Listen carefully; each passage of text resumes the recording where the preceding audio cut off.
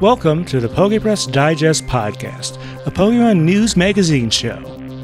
Here you'll find some of the best content offered by our site. For more, visit us at pokepress.blogspot.com. This episode has two segments.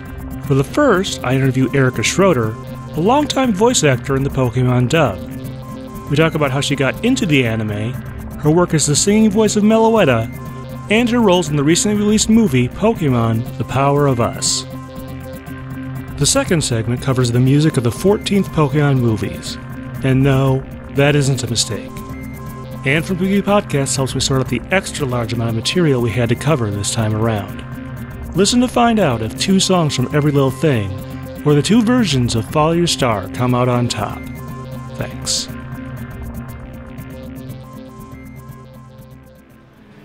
Hi, I'm Stephen Reich here at the Alliant Energy Center in Madison, Wisconsin. I'm here at Wizard World Comic Con 2018. I'm here with Erica Schroeder, who is a voice actor for many years in the Pokemon anime. And Erica, we just have a few questions we want to ask about you and your career. First of all, how did you get involved in voice acting?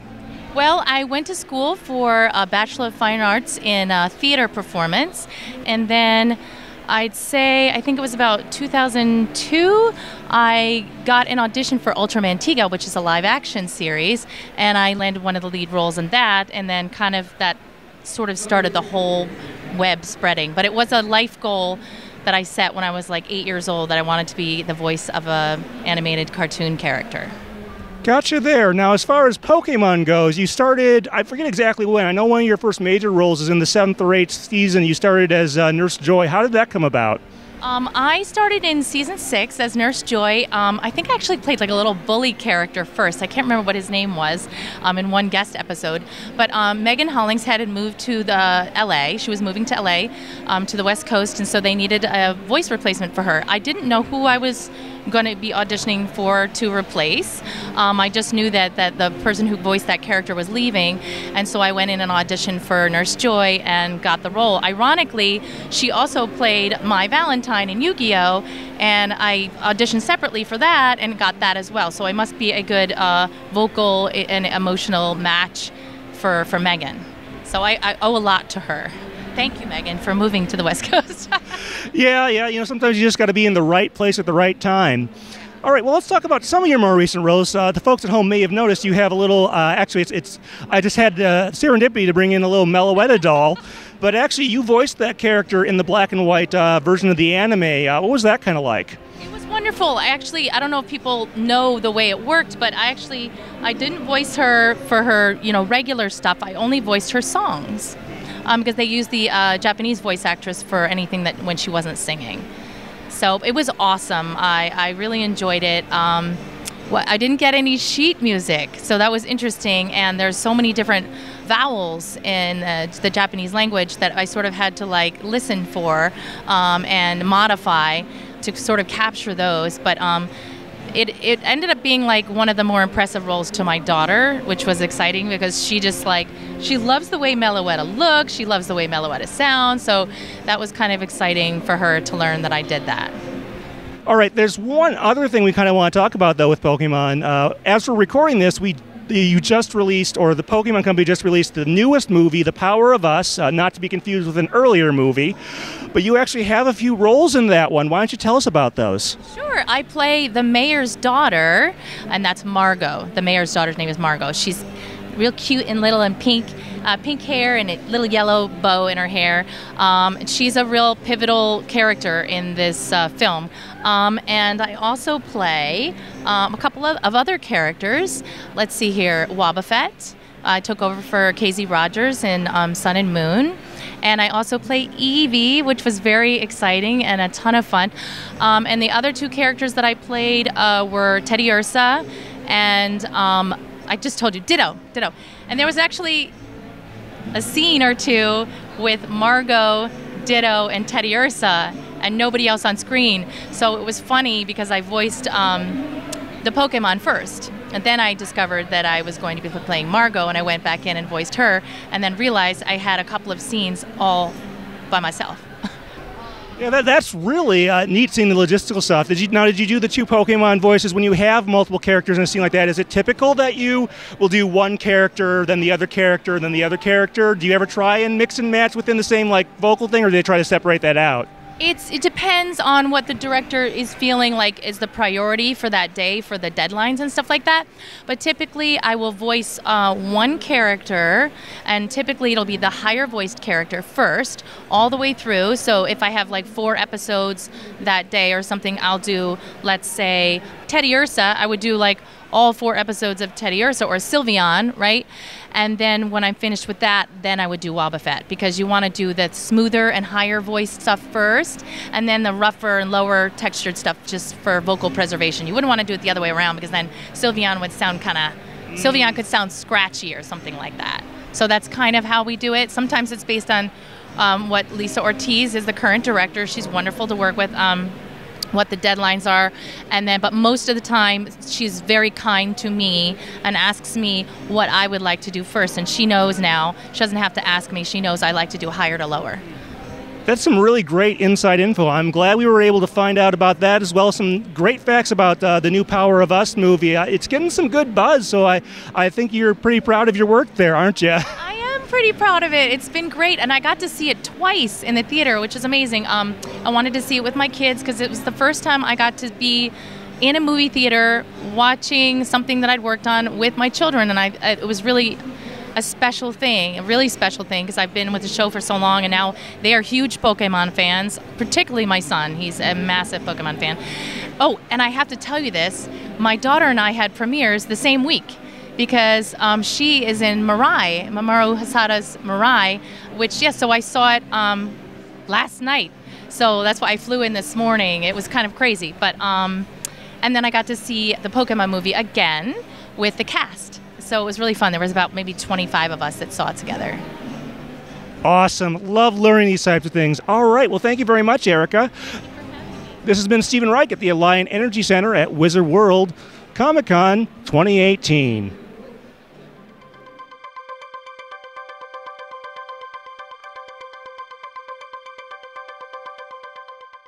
Hi folks, Stephen here. I'm on the phone with Anne from Pikapi Podcast, and we're here to talk to you about the music of the 14th Pokemon movie, Pokemon the Movie Black/White, Victini, and Reshiram/Zekrom. I believe that I have gotten those in the correct order in each time there. So this is the 2-movie set that they did that have very similar plot lines, but not quite the same, and some differences between them. And musically, they did some different things on each side of the ocean. In Japan, they have a band called Every Little Thing that did 2 different songs, one for each movie.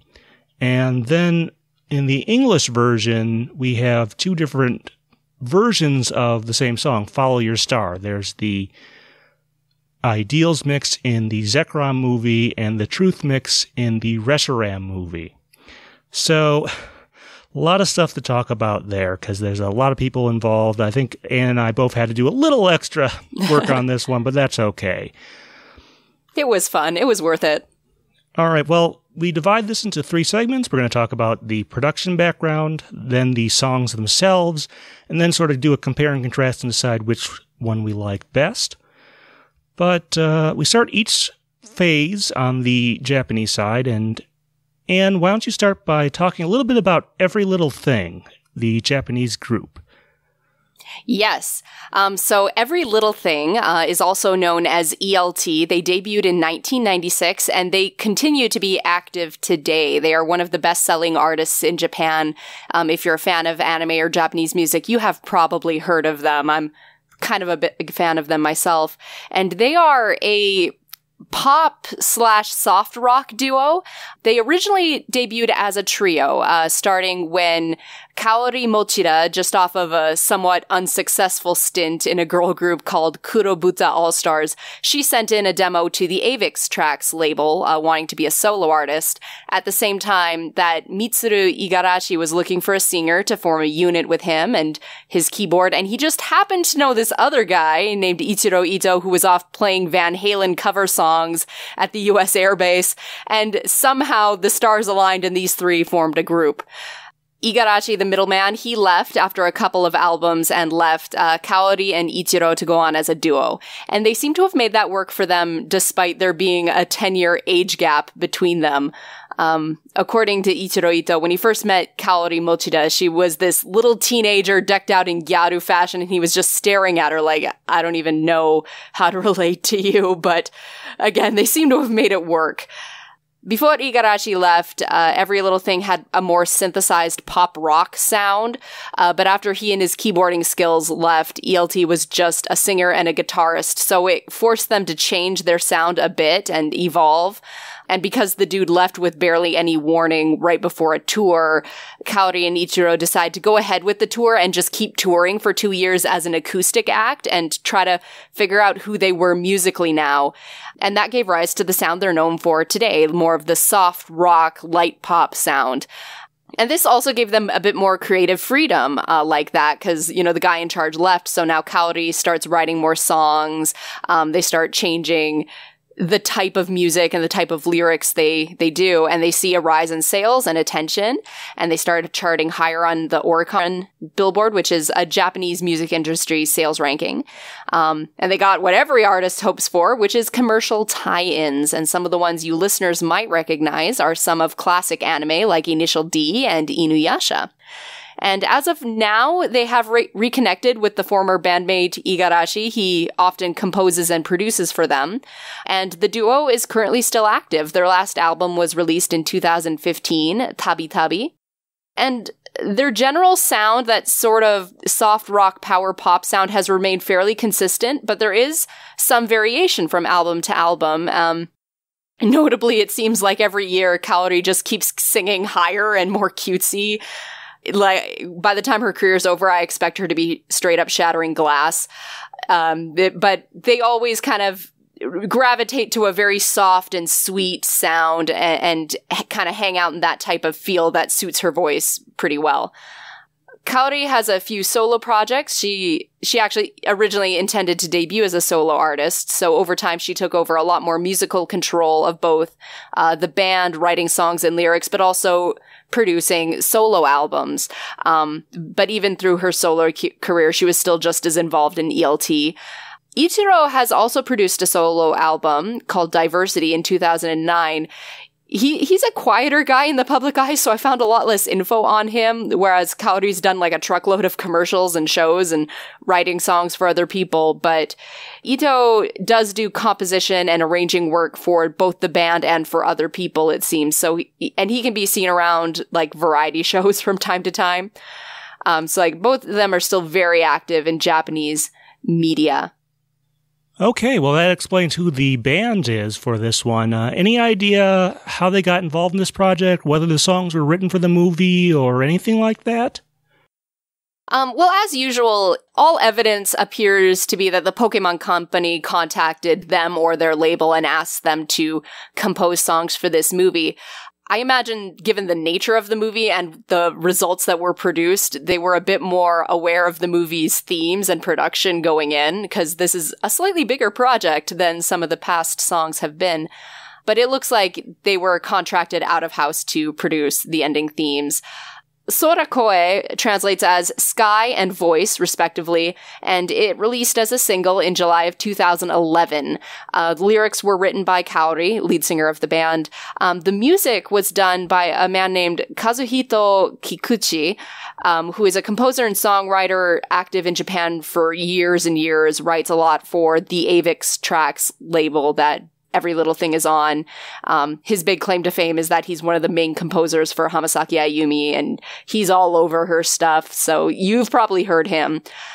The arrangement, as far as I can tell, is always credited as Every Little Thing, so I imagine that means Ito had some input as well into this track. And yeah, that's the background information. They were coupled together and released as an A-side, and technically Koe is the B-side, although a lot of people think it really should be called a double A-side. But Sora is the one that gets the music video and all the big promo stuff outside of the two movies, so... Yeah, I was kind of wondering about that, whether this would be considered a double A-side, where you have tried to put two hit songs on a single. In the old days, that would have been on like a 45 on both sides of the record, which I guess means I don't think this ever got a vinyl release, but if they ever did that, that would be a good candidate, I suppose. Indeed. Well, that takes care of the Japanese side of production. On the English side, we have a number of people involved, but I think this will line up a bit more directly, if you know what I mean. So, Follow Your Star. Two of the people who wrote it are the usual people you would expect for this era, John Loeffler, and I believe David Wolfert was also involved on that. Now, they did bring in another writer, and that is Alex Nachman, who should be a familiar name because he actually performs the Ideals mix for the Zekrom movie.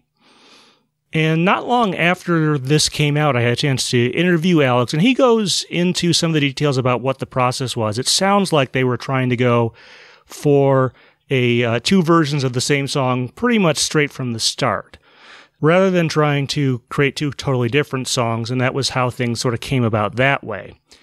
Now, John Loeffler and David Wolfert, like I said, they've been working on things since the beginning of the dub switchover, since like season 9. Alex Nachman is one of the new names here. Let me give you a little biographical info. He grew up a little ways north of New York City in, I guess, Sleepy Hollow. Yes, that Sleepy Hollow, if I remember correctly. And moved to Brooklyn and got into a career in music, eventually wound up working with John Loeffler on various things. And that's kind of how he got involved here. Today we'll do the interview. We talk about his recently released album. I believe it was called This Revolution. Since then, in 2017, he did put out one more album, and that's called Above Sirens, which I guess is sort of a reference to living in New York City where there's always something going on. Having visited there a couple times, I think that's probably what he was going for with that. But we talk a lot about this song in that interview, and some of those details will work their way in here, but I strongly recommend you take a listen to that. Mm-hmm. Now, I mentioned there are two mixes. There's the Ideals mix sung by Alex, and the Truth mix sung by Catherine Rayo. So, Catherine has somewhat of a similar background. I did an interview with her, very lucky on this one to be able to talk to most of the principal players. But she has more of a kid-friendly background because she has worked with stuff for Sesame Street, and apparently back in like the late 90s for the WB station in New York, she was part of a group that they had there that did some like special promos and stuff like that. So technically her stuff, with Pokemon in a way goes back pretty far, but she tends to do a lot of commercial work, and unfortunately I wasn't able to find too much recent. It appears that she had a song used in 2017 in a Lexus commercial, but that was about the most I could find for her. I assume she's still working in children's entertainment in some capacity, but hasn't done too much else with Pokemon. She did do a song for the Eevee short, which would have gone along with the Genesect movie, I believe. And, of course, Alex and Catherine would team up to do the Rival Destinies theme, which would be the next season right after this one, and the opening theme for the Keldeo movie. So that's a lot of names there. Hopefully you could keep that all straight. But yeah, basically, as far as the actual songs for ending this on the English side, they were going for two different versions of the same song rather than two separate songs, is sort of the short version of all of that. Nice. All right, well, with some of the production stuff at least out of the way, let's talk about the content. Again, we're going to flip over to the Japanese side. I guess we'll have to discuss these songs one by one. Let's start with The Sky. And what's sort of the overall instrumentation of that song? Well, we can talk about that. I find it very difficult to talk about these two songs separately because they really do form two halves of a whole. But for The Sky, Sora, it kind of starts out like soft but upbeat, and it starts off with her voice and some, just classic three-piece band type instrumentation. There's a guitar, there's a vocalist, there's some drums, a little bit of keyboard, and it has build and stuff and emotional movement, but it kind of stays the same throughout, which is a very distinct contrast to Koe, which starts off a bit quieter and somber and like synthetic water droplets and all sorts of things, and then builds to this roaring electric guitar and all sorts of fun craziness. That's kind of the instrumentation, and it is an interesting juxtaposition to the lyrics and the plot of the two songs, because Sora, while it seems to be the more upbeat and cheery when the song first starts, it's lyrically much more depressing and quieter and like a struggle to find the hope, whereas Koe starts off and it sounds like it's going to be this quiet, introspective piece, and it turns out to be the one that's just brimming with energy and joy and hope and, have a strong heart. So I find that juxtaposition of music to lyrics very interesting, and the fact that both musically and lyrically these songs echo each other and answer each other. So it's very difficult to talk about them separately, but... Interesting. So would you say then that these were not created, I don't know if in a vacuum is the right phrase to use there, but in other words, they were created in tandem or with respect to one another, it sounds like? With respect to one another and with respect to the movie and the creative goal that they were going for with having two different ending themes and two different soundtracks for each movie. And let's see, because Sora, the sky, much as it sounds upbeat and cheery at the start, it's the one that's talking about, like, I'm lonely and it's so hard to believe in hope and the sky's growing dimmer and dimmer and all the lights are going out. And then Koe, which starts off a bit softer, is the one that talks about, like, happiness and strong heart and, like, spreading happiness. And there are points where the lyrics are exactly the same, just at different parts of the song, and points where one, like, alludes to the other. The ending of Koe seems to answer where Sora ends, and where Sora ends, Koe seems to begin right there. They almost form a loop. It's so fascinating. So, do you think there was an intention, at least on some level, for these songs to be played back to back in any way? Oh, absolutely. Yeah. I almost don't know if it matters which one you start with or not. Possibly Sora, because it's the A-side, and Koe definitely seems to have more of an answering than a prompting. But yeah, I definitely feel like if you listened to the single, you're getting a complete story. You're getting a beginning and a middle and an end. So, between the two songs, I guess, is how we're going to have to take a look at this. What parts, lyrically, sort of match up with things in the movie, do you feel? Okay, so looking at Koe first, the voice, there's a lot of talk about, youth is vibrant and, the past was full of joy, but as time goes on, you start feeling lonely and you start crying and you start feeling regret and missing people, like so many things that seem to talk about Victini, and that how having a strong heart and it being fortunate that you passed by here, wanting to live on and to be able to tell him something, it's Victini's relationship to the king, being able to meet Ash. There's so many lines about that. And then I'm going to switch over to the sky, Sora, here really quick. And there's a lot more of the sense of the passage of time and that scene of, in the evening sky, the moon dimming and it swallows the world, and a loss can bring forth something new and confirming your tomorrow and just continuing and continuing and continuing to live on. But at the same time, days that will not last forever. And then again, more loss. Having dreams of definitely someday, but the days seem aimless. There's a whole lot that you can relate to the story and the journey that Victini goes through. You could possibly relate it to the people of that kingdom that Damon and everybody lives in, having lost all the vibrancy after the war between the hero of truth and hero of ideals. So yeah, there's a lot that could relate to this movie.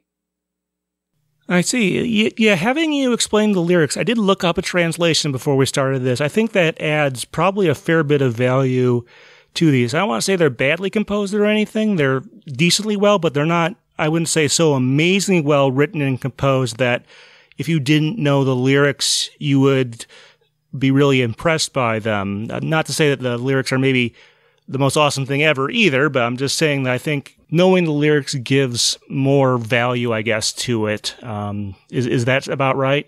I would definitely say every little thing has a style, and they have a wheelhouse. And I don't know how to phrase this in a way that doesn't sound like I'm bagging on them, because I'm not. I really do like their music. But they definitely have a style of composing their songs that is less of a variation, I guess. So they will always have that happy key. And, her voice is always going to be very soft and very soothing and very pleasant. Even if she's singing about something very sad, she's not going to suddenly turn into this sultry, seducing singer or this, very slow and somber singer. She's always going to have that slightly cutesy, positive type voice. And that's just their, musical voice. So I definitely think being able to understand the lyrics when it comes to the songs of this group is an asset into understanding what they're singing about, because there's not going to be a huge range of instrumentation, because they did, spend so long touring as an acoustic act, just the two of them. So even though they have other musicians on their CD or backing them up when they perform sometimes, it's the guitar and the girl, and that's it. That's what they focus on. So yeah, I definitely think you have a point when you bring that up, is that when you can't understand the lyrics, there's not a lot musically that's gonna really drive home the point of the song and the contrast between the two songs. In a way that, say, the compositional style that we see in the two English songs. Yeah, I guess we'll be moving on to that shortly. I guess the other thing I did kind of want to mention is that I think it's The Sky has sort of a false ending, at least if you listen to the CD version. One thing I found kind of interesting is these two songs, they are not the same length. There's probably about 20 or 30 seconds difference. However, about 4.5 minutes into The Sky, it kind of goes silent for a moment, and then there's some instrumentation that comes back in. And the voice happens to be about 4.5 minutes long. So that was just something I noticed structurally, because obviously the credit sequence is going to be more or less the same between the two versions. Right. And I figure, how are you going to square that without having to make sure the two songs, in the English side, they're by design going to be similar duration, but in the Japanese version, if they are in fact writing two different songs, there's a little harder to work that one out.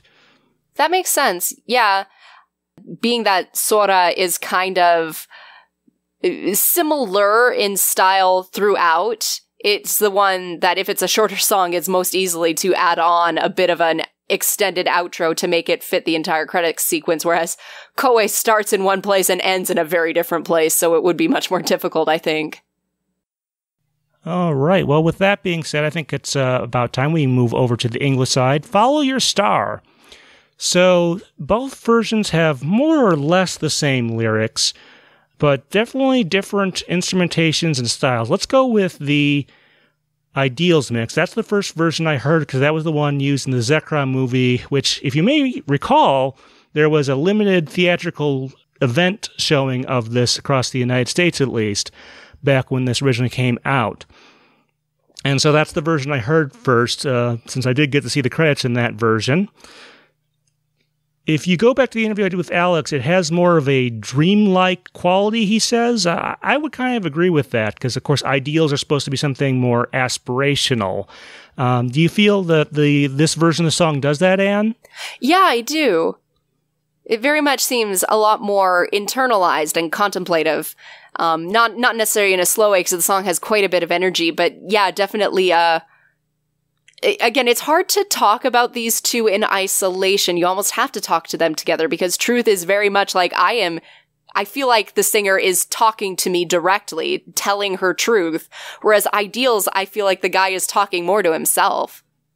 Like, just in the way the song is mixed and presented, it feels less directed and specific through its instrumentation and the mixing techniques on the vocals. That hadn't really totally occurred to me, but I think you're right about that the Ideals version is probably a little more introspective and talking to oneself versus the Truth, which is by Catherine Rayo, which is, I think, more instructive or outgoing. Yeah. But yeah, I think you are kind of right, and it is kind of hard to talk about these in isolation. You kind of do have to put them side by side, at least in terms of like instrumentation. And I guess I kind of wanted to say something about the Truth mix with Catherine with sort of the instruments. I noticed the guitars aren't as loud or maybe as bass heavy as they could be, and I wonder if that was maybe to avoid covering up, because I think not that women can't do rock vocals, they can. But Catherine has a rather high voice. In fact, I think there's almost kind of a parallel, although I think the two singers are relatively close in age. I think there might be some parallels between the two of them and also the two members of Every Little Thing in some ways. Not sure exactly why. I think Catherine might have more of a childlike, spirited performance quality. That's kind of what I was going for there, but long story short, I think the guitars, I kind of wish they were a little bit louder, but that might have covered up some of her vocals or something like that. Does that occur to you at all, Anne? It would have changed the mix, definitely. That could be a reason for it. Like, without looking at the DAW ourselves and testing it out, we'll never know. But for my part, I don't feel like anything is lacking, because that song is all about her voice, let's face it. But it would be interesting to hear it with a different or a more fleshed out bass quality, and just to compare, definitely.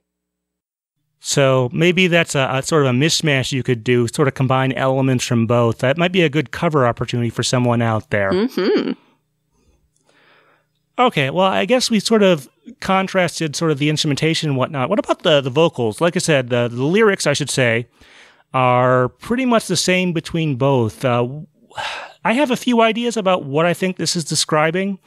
Like from the movie, like the Follow Your Star, obviously that's, I'm not sure how often that gets used in everyday conversation, but it usually means that you have some sort of dream or goal and you're progressing towards that, which I guess applies to several different characters in the movie. I think most notably Victini and Damon are sort of antagonists. He does cause the problems in the movie, although his motives are a little more pure. What do you think about that, Anne?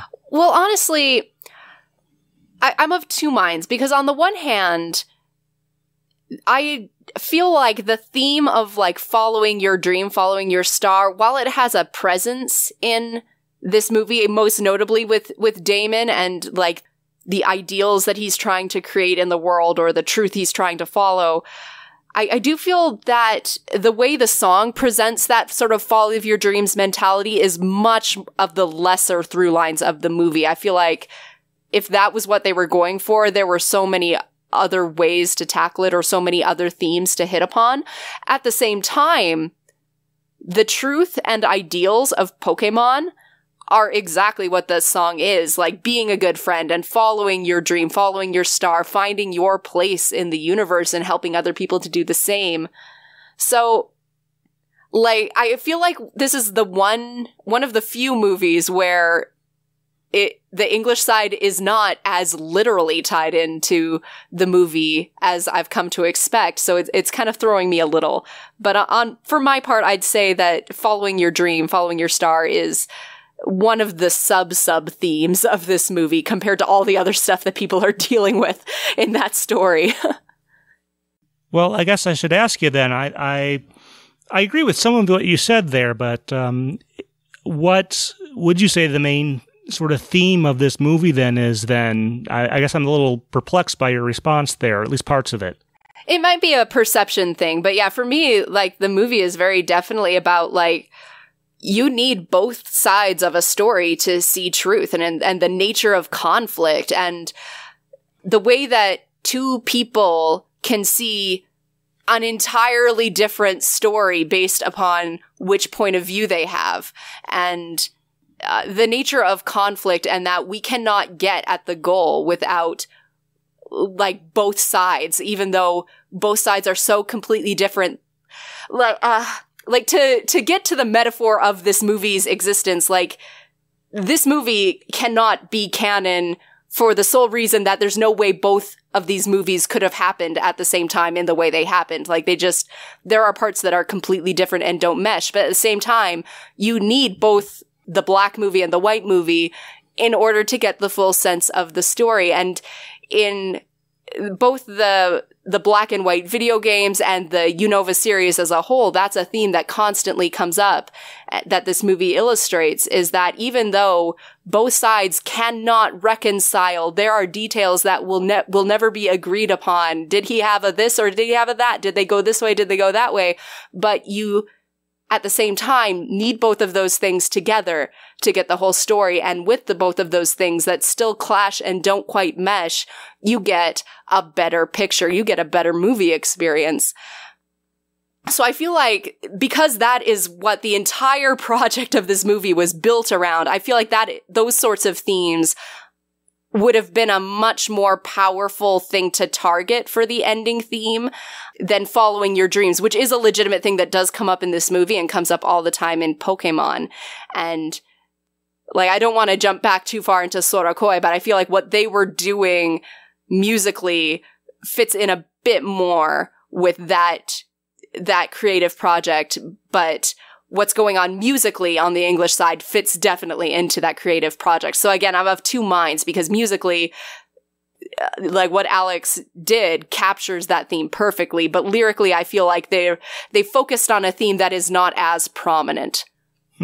But maybe that's a good thing, because again, musically, they are doing exactly what this movie is meant to do. So, well, I think that what you just said there is going to make our third segment very interesting, at least on your end. Yeah, I have thoughts about this movie. There's a lot going on. Yeah, I do think that lyrically this song fits well with sort of the main thrust of the series in terms of striving to meet your goals and things like that. So I guess we have to give it that, but, you know, I don't know. I mean, I don't dislike the lyrics. I think they're reasonably well made, but I don't know. I'm not sure I really know how to respond to your sort of... Well, you don't have to respond to mine. Like, you seem to have had a different... Before I went off on my diatribe, you seem to have had a slightly different opinion of the lyrics. So, like how were you feeling about it before I, took things and took them sideways? I'd have to look at... I mean, I've listened to both songs relatively recently. Obviously, having just watched the movie, I feel like I should have more to say here, and I just don't. So, guess I have to apologize to you folks out there for maybe not being as prepared as I thought. I think Anne has, I don't know if she's disproven me or anything like that, but... I might just be more passionate about this subject. It definitely seems like in this song, the music speaks to both of us, and maybe that's why. Maybe everything the lyrics are saying and everything the music is saying, like, they're both very powerful to you. I suppose. Well, I think that might be about all we can kind of get there. I guess we're going to go on to part 3, and that is where we sort of compare and contrast, which we've already done a little bit, and sort of pick out which one we might like more than the other, if there is a clear leader here. Obviously, with 3.5 songs or something like that, I guess maybe that's going to be a little bit tricky to come to a verdict this time around. But, Anne, I think we usually let you go first. I think we've compared and contrasted fairly well. Do you have a pick, and what does that side do better, I guess? Oh my gosh, do I have a pick? It's this, every time I listen to any of these songs, any version of the songs, I'm like, oh, I like this the best. And then I play the next one. It's like, no, I like this the best. And that, like, it just keeps going in a loop. The fact is, like, when this project was announced, like, we're doing 2 different movies and they're going to be slightly different, and we just kept learning more. Like, they're going to have 2 different soundtracks and they're going to have 2 different ending themes and all this. Like, I remember at the time, if you listen to my podcast, you heard, like, I was just like, how does this even work? What does this movie mean? Like, what's going on? But I was so excited about the project, and I feel like on both sides, the English and the Japanese, like, there is such a beauty and a creative ambition to the entire Best Wishes series, but in this movie specifically. And the music, I think, is where they really got the best of that, with so much craft and care and attention. And it's really hard for me to pick a favorite. I think for personal, just the one I like to listen to, I like Koe the best. I like voice. But again, I don't feel like I can talk about them separately. So I like Sorakoe as the package, because I feel like for a very weird change, this one is slightly more lyrically and literally tied to the movie than the English side. And I feel that just gives it that little bit of edge in just the overall creative masterpiece. But really, both sides, like, this was such an ambitious idea for a theatrical movie release, and both sides hit it out of the park, so.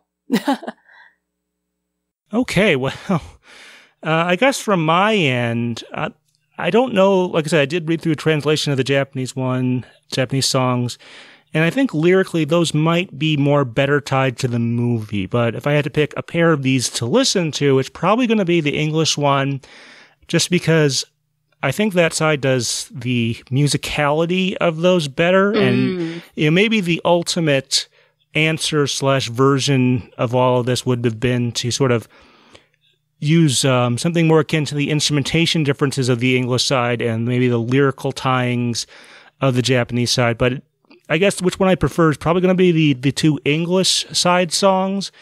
But there's a question we definitely have to ask here. And do you think it would have been worthwhile to maybe try and translate the Japanese ones? Would that have worked out stylistically, or what do you think there? I think it would have been very difficult on this one just because of the cadence. Like, there's an entire genre on YouTube of people trying to do Japanese covers and then trying to make songs that don't rhyme in the same way like the English language rhymes, now rhyme in English. So I think this is one that you could do it, but it would be very difficult because there are parts like in Koe where the lyrics are exactly the same as they are in Sora, but the rhythm is different. The placement is different.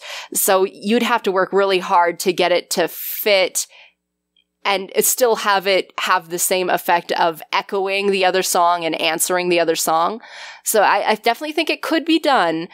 And as a creative project, it's always worth it, but it would have been a lot of work. So I can definitely see why maybe that was not the option they chose. Yeah, I mean, I think there are a lot of interesting possibilities here, and this is obviously one of the more convoluted ones to try to parse and sort of figure out, which one you kind of prefer there.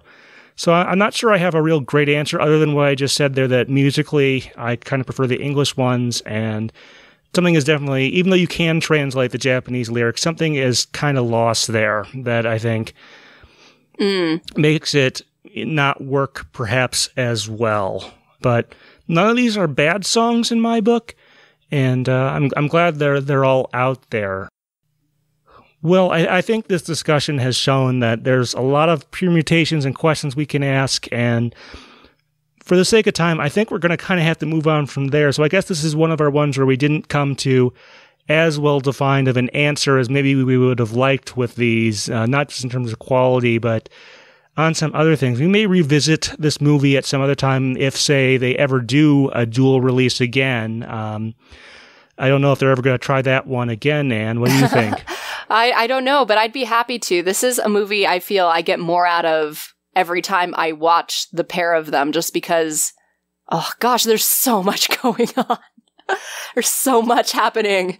So yeah, no, it would definitely be worth the revisit later, and maybe by that point our opinions would have changed a bit. Well, we'll see if they ever get this adventurous again. But there is other music in this movie we should talk about. There is a use of the opening theme from, I guess, each side. On the Japanese side, they have an extended or movie version or whatever of Best Wishes. That's what it's titled. I think, Rika Matsumoto, another one of those from her. Yes, it is. Oh. And then on the English side, we have Black and White with Aaron Bowman and Joe Phillips. let's start on the Japanese side again. What do you think about this version of Best Wishes? To be honest, that overall song has kind of faded from memory for me. I'm sure if I heard it, I would recognize it, but maybe, I don't know, Anne. What do you think about all of that, what I just said there? Well, I agree with you, because Best Wishes is one of those where when I stop listening to it, I forget how it starts. And I'm never sure if that's a strength or a weakness, but like that first verse, like there's something about it that's just a little less catchy, a little less memorable. And then as the song goes on and the chorus hits, I'm like, oh yeah, I remember the song. And then suddenly the second verse is like, yeah, I love this. And again, it could be a bit of personal taste, but it's definitely a song that, like, it just gets more fun. And it's definitely Rika Matsumoto being like all of her best Satoshi singing skills on display. But yeah, it's one that is really easy to like suddenly fade into the background and you forget that you like this song. So I definitely see what you're thinking. And of course, if you just never liked the song, I imagine it's probably not one of your best loved for that reason. It takes you a while to get onto the bandwagon and then stay on the bandwagon. As for the movie itself, I listened to them side by side. I listened to them one from white mix to black mix. I'm not sure there actually was a different mix between all three. They all sound the same. So it could be that it is the same song in the TV series, just extended. It could be that there might be some slight mixing going on between black and white, but I didn't notice any key differences. And I don't see any, other than Best Wishes movie edit, I don't see any credit differences between the three. So I imagine they're all the same song. Well, after we talk about the English one, I guess we could maybe decide whether that was a missed opportunity or anything, but time for me to fess up, I kind of forgot to re-listen to that off the Japanese soundtrack album before this discussion, so I'm really blanking on what Best Wishes sounds like here, so kind of unfortunately. But if we go to the English side, there is Black and White, and as I mentioned before, it's performed by Aaron Bowman, who we talked about a lot during the last couple episodes, most notably the Zoroark movie where she does the end theme there. And Joe Phillips, who unfortunately I tried to do a little digging on Google to figure out who this person is. We're not 100% sure because there's one L in the credits in Phillips, but I also found a 2L Phillips musician. So, unfortunately, we're not entirely sure who precisely this is, but, because of the way things are released on the English side, the TV version was relatively short, and then this version is extended. Now, I do recall when I first heard this on the chorus, they changed things up a little bit in terms of order, because they extended that part too, because I think it's like in the TV version, it says, it's not always black and white, which is totally the wrong tones there, but oh well. It's beautiful. But in the movie version, you do get that, but first you get, it's not always right or wrong, as long as your spirit's strong. So that kind of threw me in there, but I think I've gotten used to knowing that's going to happen in the movie version. And did you have any thoughts on this one? I don't have a ton of thoughts. I do like the song a lot. It's not one of my favorite English openings, but I do quite like it. Because I own the movie not in English, it's not an opportunity that I have often to watch that opening credit sequence and hear the song and really give a lot of analysis to. So I don't have that same like disconnect that you seem to have between the series and the movie and like the little changes they might have made. But yeah, I definitely think it works and it plays and it fits. But I don't have many thoughts beyond that. Sorry. Yeah, I do think it definitely works for that opening sequence where they're battling in different places around the town. That is one of my favorite opening sequences in some of the later movies, as far as what's actually content-wise in there, because there was sort of a coherent narrative going through it and whatnot, and we get to see what happens with all three of the main characters. So that's actually a very nice scene, I would say. And the music, at least on the English side, from what I remember, works fairly well there.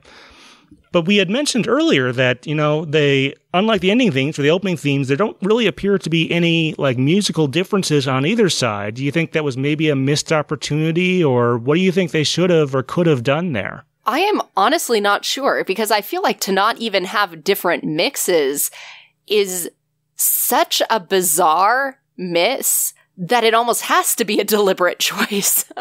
You know, like, because that's just such obvious low-hanging fruit. So I'm not sure. And for my part, like, definitely on Best Wishes, but also on Black and White, like, Best Wishes is just so perfectly timed to what's happening, like, visually, like, musically, like, the sound, like, every beat syncs up. Like, I could talk for a straight hour on that opening scene and how the music works with it if we really wanted to. So I almost wonder if, like, they decided not to have, say, that same problem that you noticed with Sora and Koi, where the two songs are slightly different lengths, or, you know, maybe hit their peaks in slightly different places. I think maybe it's entirely possible that for that scene, they're like, let's just keep everything the same and make it perfect. And maybe the English side decided to follow suit. I don't know, really. But I almost feel like it has to be deliberate, just because otherwise, why wouldn't you do two different, at least mixes, if not full compositions, because you did for everything else?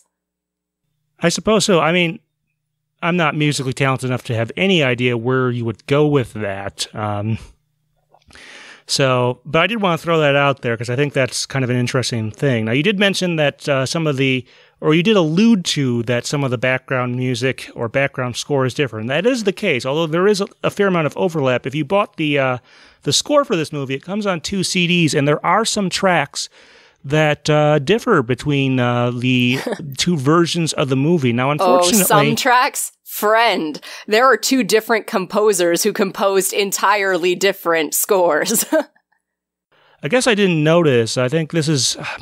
Some folks out there have complained that the score is too low in the English dub once TPCI takes over, and maybe that's part of the reason I didn't notice that. But I do have the 2-album set. But yeah. So who were those 2 composers, Anne?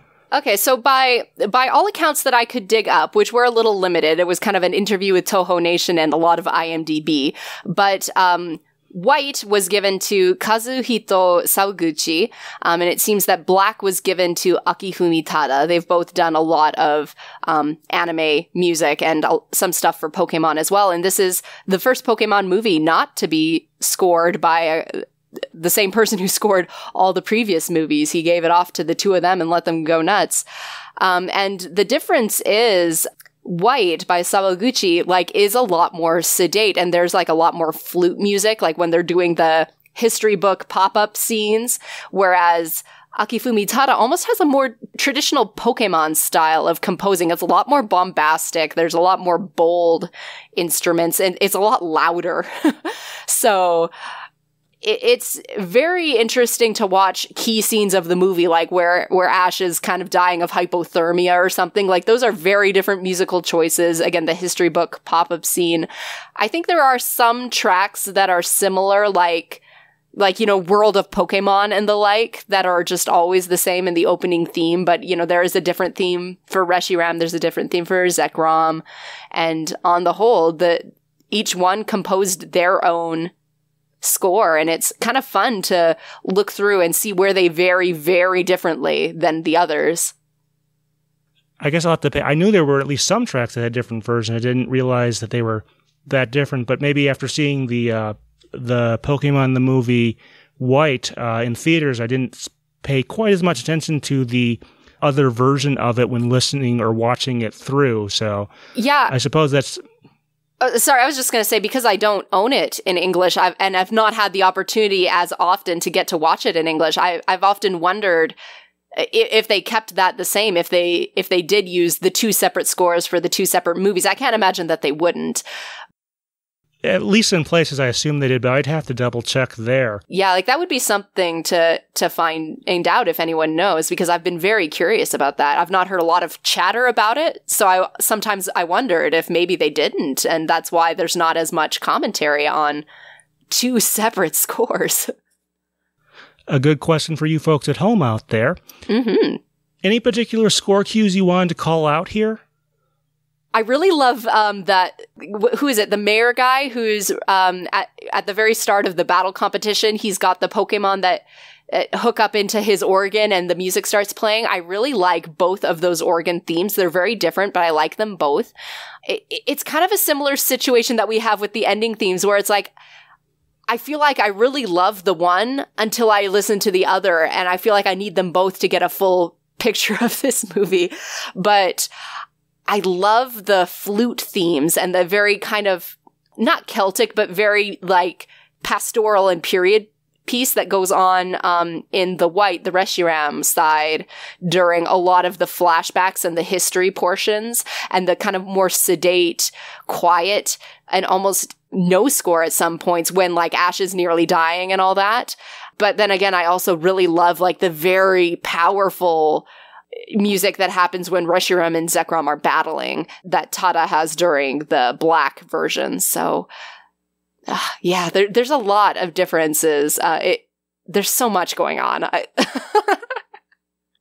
Okay, well, I think that covers pretty much all the musical aspects. I guess I had thought that I had paid relatively good attention to this, but Anne, I think you really schooled me on this one. So that would be a first. I usually feel you come into this with like amazing memory to recall obscure musical pieces from a movie, and I'm having to catch up, so it would be a first. As far as our next episode in this series, of course, that's going to be the Keldeo movie, or Kirim versus the Sword of Justice, I believe is the English name of movie 15. And the matchup there, on the Japanese side, we have Rolla with Memories. And on the English side, we have Jess Turner performing It's All Inside of You. I had an opportunity to interview Jess a ways back, so we're going to have some information there. I'll have to check and see what she's been up to since. But, while the Keldeo movie might not be one of the most loved movies, I still think we can have a very good discussion about the music there, and look forward to seeing that. In the meantime, Anne, thank you so much for being on. Oh, thank you for having me. And this has been Stephen Reich with Anne from Pikapi Podcast discussing the music of the Victini movie. All right, folks, thanks. Thank you. Thanks for listening to the PokePress Digest podcast. We'd appreciate if you rate or review us on your podcast app of choice. If you'd like to find more of our great content, visit our website at pokepress.blogspot.com. If you'd like to contact us, send an email to pokepress@gmail.com or follow @pokepress on Twitter. All the way through. So if I have like 4 episodes that day or something, I'll do, let's say, I'm just trying to think of a character, like Teddy Ursa, I would do like... All right, one more quick question about Meloetta. I suppose it has 2 forms. It has the aria form you can see right here, and then it has the pirouette form. Do you have a preference to one or the other? Oh, that's a great question. I have the pirouette form like at home, but I don't think I have a preference. Is that terrible? Do you? I'm not sure. I would like to. Well, I have. I think they do more with the aria form in terms of merchandising and other stuff like that. I noticed that they definitely do have more for the other one, so it's interesting. But that's really awesome that you got to perform as that character, even if it was only for technically part of it.